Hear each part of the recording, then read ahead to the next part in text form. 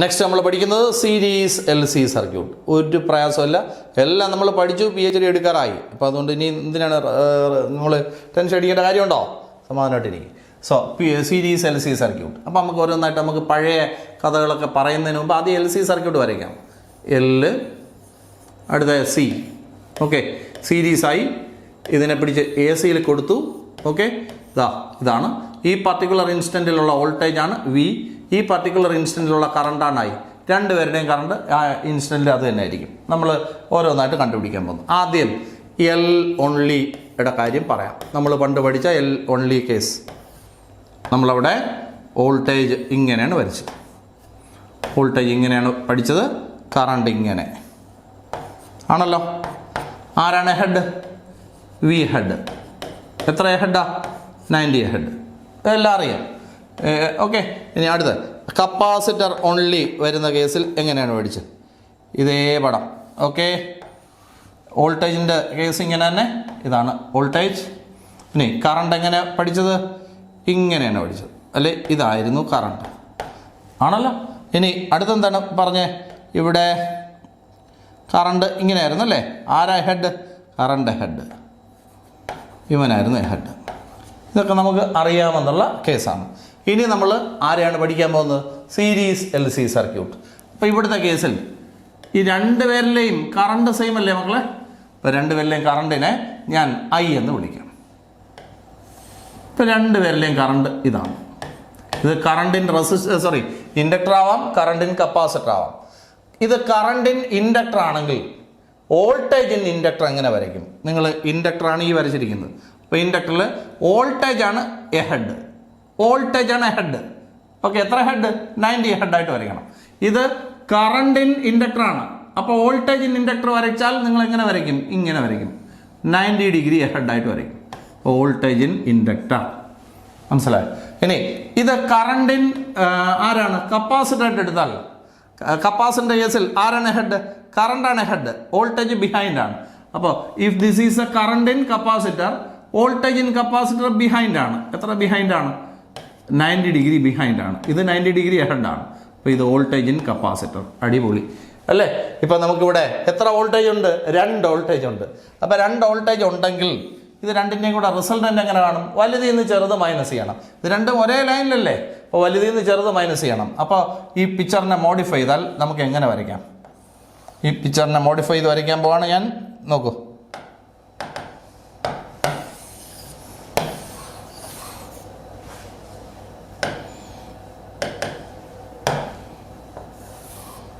നോക്കി, ഇതാ ഈ പിക്ചറിനെ മോഡിഫൈ ചെയ്യുന്നു. നോക്കിക്കൊണ്ടേ മക്കളെ. ഓക്കെ, മോഡിഫൈ ചെയ്ത് വരയ്ക്കാൻ പോകുന്നു.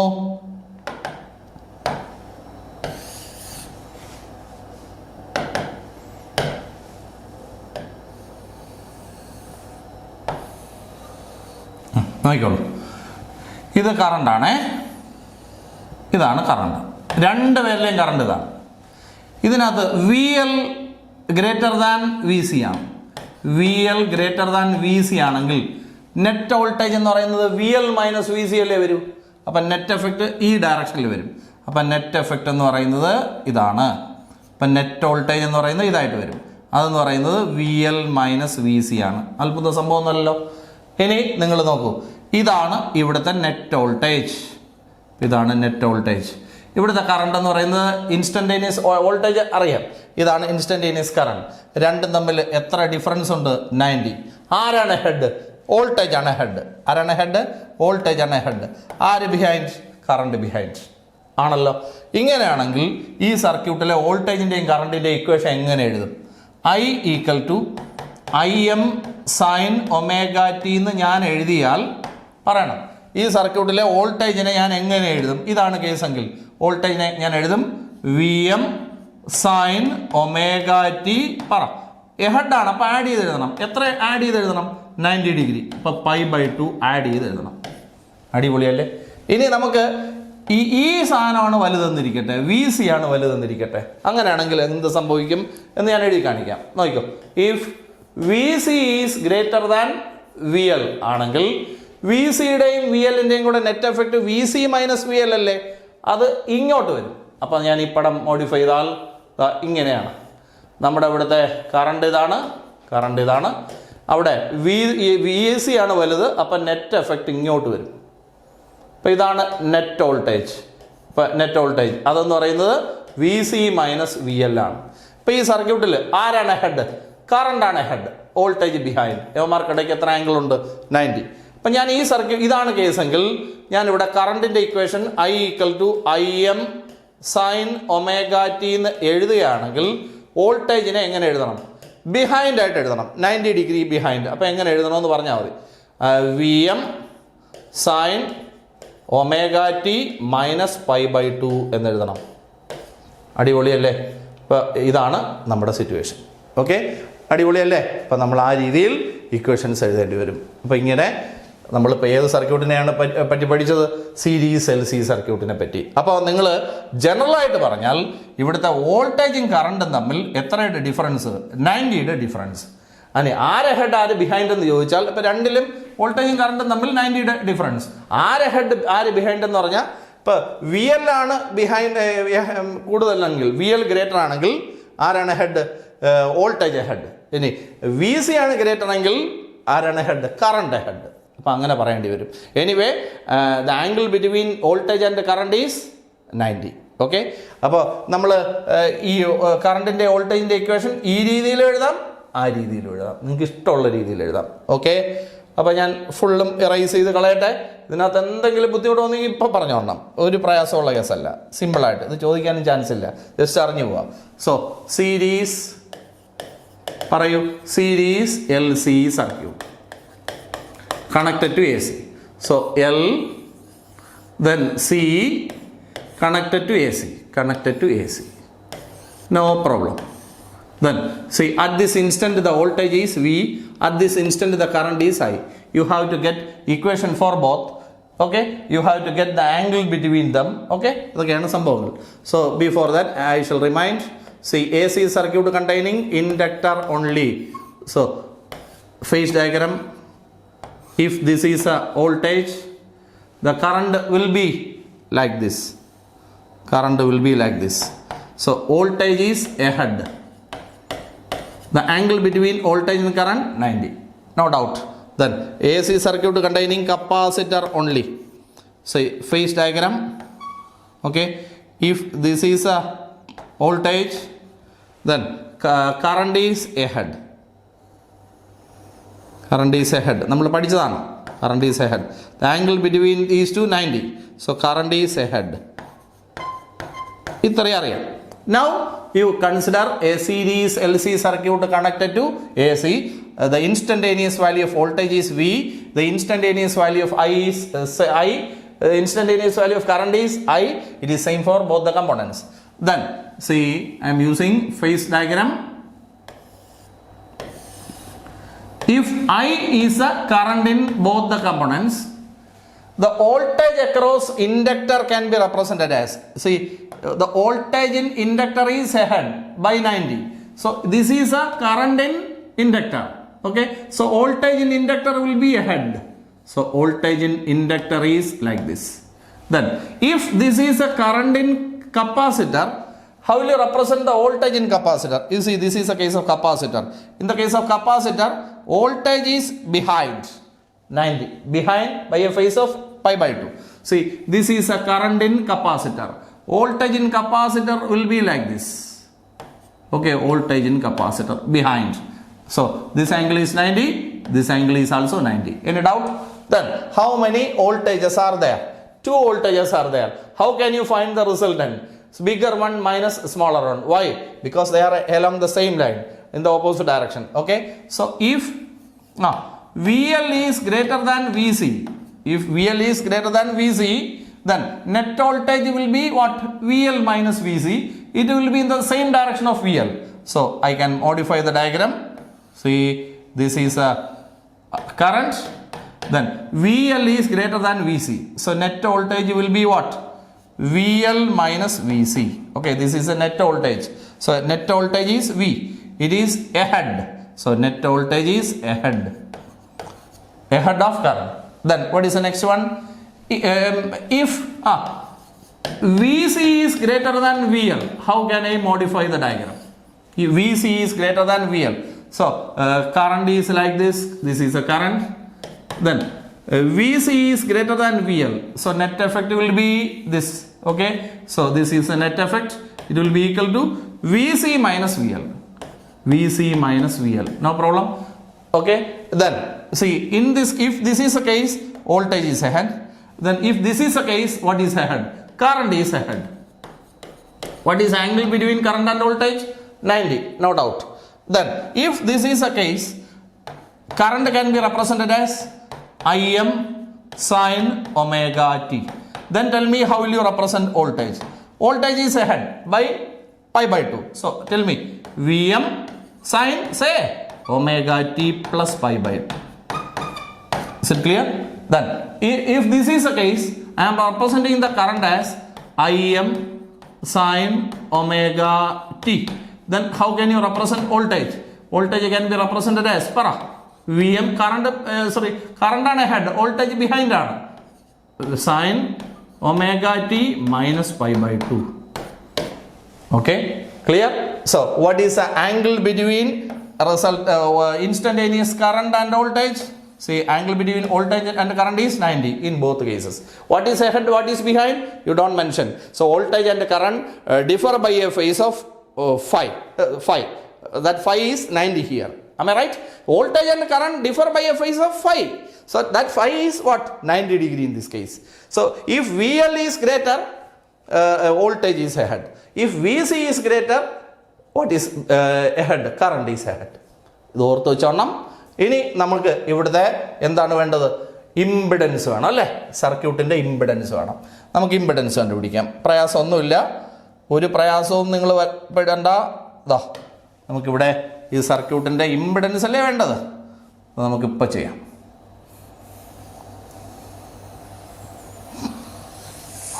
ഞാൻ ഇവിടെ അങ്ങ് റൈസ് ചെയ്തു. നമുക്ക് ആദ്യത്തെ സർക്യൂട്ട് എടുക്കാം. First circuit. അവിടുത്തെ ഇമ്പിഡൻസ് വേണം അല്ലേ? നിങ്ങൾ പറ, റിസൾട്ടൻ്റ് വോൾട്ടേജ് കാണാൻ നിങ്ങൾ അവിടെ എന്താണ് ചെയ്തത്? ഫസ്റ്റ് കേസ് ഇതാണ്. റിസൾട്ടൻ്റ് വോൾട്ടേജ് കാണാൻ എന്താ ചെയ്തേ? VL മൈനസ് VC എടുത്തു അല്ലേ? ദെൻ റിസൾട്ടൻ്റ് വോൾട്ടേജ് എന്ന് പറഞ്ഞാൽ എന്താണ്? IR ആണ് വോൾട്ടേജ്. ഇവിടെ I ഇൻറ്റു ഇസഡ് എന്ന് എടുത്താൽ പോരെ? അപ്പോൾ I ഇൻറ്റു ഇസഡ്. അപ്പോൾ I into Z equal to voltage in inductor പറ I into XL. Voltage in capacitor പറ I ഇൻറ്റു XC. ഇനി എല്ലാത്തിനും I കട്ട് ചെയ്ത് കളഞ്ഞു. Answer I Z equal to XL minus XC എന്നാണ്. ഇതാണ് സർക്യൂട്ടിൻ്റെ ഇമ്പിഡൻസ്. എന്തെങ്കിലും പ്രയാസം തോന്നിയോ? I will explain once again. So listen properly. See, I am considering the first case only. So this is a first case. What is the resultant voltage? V equal to say VL minus VC. Okay. Then what is V? Normally V IR. So here I into Z. So I Z equal to say I into XL minus I into XC. Then I cancel. So I am getting Z equal to XL minus XC. Okay. So if VL is greater than VC, the impedance is equal to XL minus XC. No doubt. Then I am discussing the second case. Listen properly. So tell me about the second circuit. Tell me about the second circuit. See, what about the resultant voltage? Resultant voltage. See, in the second case, resultant voltage is equal to VC minus VL. Am I right? What is V usually? V equal to IR. Here I into Z equal to this one I into XC minus this one I into XL. I cancel. I am getting Z equal to XC minus XL. So what is the impedance of that circuit? See, XC minus XL. That is, if VC is greater than VL, the impedance of the circuit is equal to XC minus XL. Is it clear? So once again I will explain this. See, listen properly. You consider the second picture. See the second picture. See, what is the voltage? Voltage is equal to say VC minus VL. Voltage is IR usually. So I into Z here is equal to I into XC minus I into XL. I cancel. I am getting Z equal to XC minus XL. മനസ്സിലായ? അപ്പോൾ what is the impedance of the circuit? What is the impedance of the circuit? Impedance of the circuit is equal to, പറയൂ, impedance of the circuit is equal to XL minus XC or XC minus XL. ഏത് വേണം വരാം. അപ്പോൾ വലുതിൽ നിന്ന് ചെറുതങ്ങ് minus ചെയ്യാം, അത്രയേ ഉള്ളൂ. Then അപ്പോൾ ഡീറ്റെയിൽസ് എല്ലാം മനസ്സിലായേ? അപ്പോൾ ഈ സർക്യൂട്ടിൻ്റെ ഫുൾ ഇക്വേഷൻസ് എനിക്കിപ്പോൾ പറഞ്ഞു തരണം. കറണ്ടിൻ്റെ ഇക്വേഷൻ എന്താണ്? IM sine omega T. വോൾട്ടേജിൻ്റെ ഇക്വേഷൻ എന്താണ്? VM sine omega T plus π/2 or minus π/2, ഏതായാലും കുഴപ്പമില്ല. അപ്പോൾ ഞാൻ ഇത് ഫുള്ള് റൈസ് ചെയ്യാണ്. ഈ സർക്യൂട്ടിൻ്റെ പവറാണ് എനിക്ക് വേണ്ടത്. പവർ ഓഫ് സീരീസ്, ഇതൊന്നും ആരും ചോദിക്കില്ല. LC നമുക്ക് പലയിടവും പ്രയോഗിച്ച് ഭ്രാന്താവാനുള്ളത് കൊണ്ട് നമ്മൾ പഠിക്കുന്നതേ ഉള്ളൂ. ഓക്കെ, അപ്പോൾ പഠിച്ചേ പറ്റൂ. ഓക്കെ, സോ എങ്ങനെ ക്വസ്റ്റ്യൻ ചോദിക്കുന്നൊന്നും പറയാൻ പറ്റില്ല മക്കളെ. So power of series LC. Okay, ഞാൻ പറയാൻ പോകുന്നു, നോക്കിക്കോളൂ.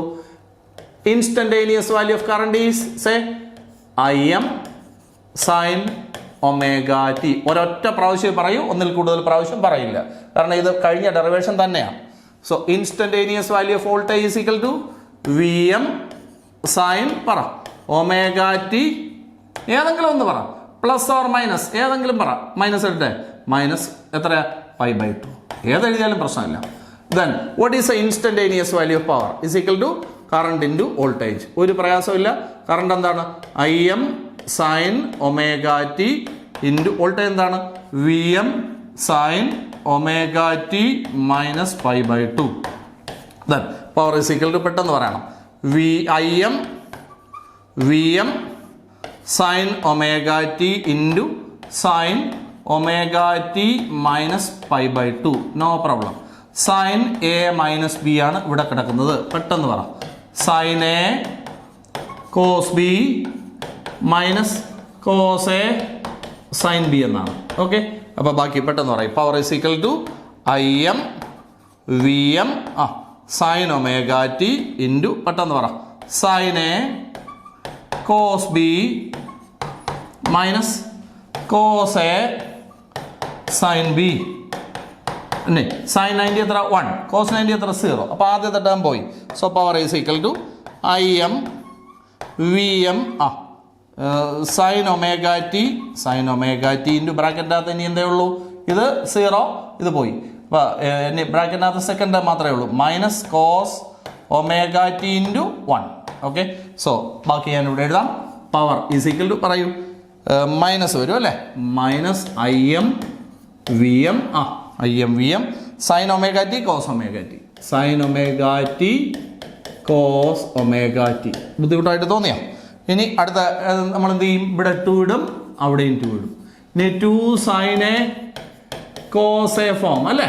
What is its answer? Sine 2A. അപ്പോൾ ബാക്കി പവർ ഈസ് ഈക്വൽ ടു, പറയും, മൈനസ് IM VM പറയണം /2. അതിൻ്റെ ആൻസർ പറയൂ, സൈൻ 2 ഒമേഗ ടി. അടുത്തെന്താണ്? Average value of power over a cycle is equal to P bar equal to average of ഇത്. അപ്പോൾ ഏത് പുറത്ത് വരും? P bar equal to minus IM VM/2 into average of sine 2 omega T. ഇതിൻ്റെ answer എത്രയാ? 0 ആണ്. അപ്പോൾ 0 into this 0. So power is equal to 0. ഇത് ഒരുപാട് പ്രാവശ്യം ഞാനിപ്പോൾ സെയിം ഡെറിവേഷൻ തന്നെ എഴുതി. അപ്പോൾ അതേ ഡെറിവേഷൻ തന്നെയാണ്. ഇനി പറയേണ്ട ആവശ്യമുണ്ടോ? സോ അപ്പോൾ സർക്യൂട്ടിൻ്റെ ഫുൾ പാരാമീറ്റേഴ്സ് നമുക്ക് കിട്ടി. കറണ്ടിൻ്റെ ഇക്വേഷനായി.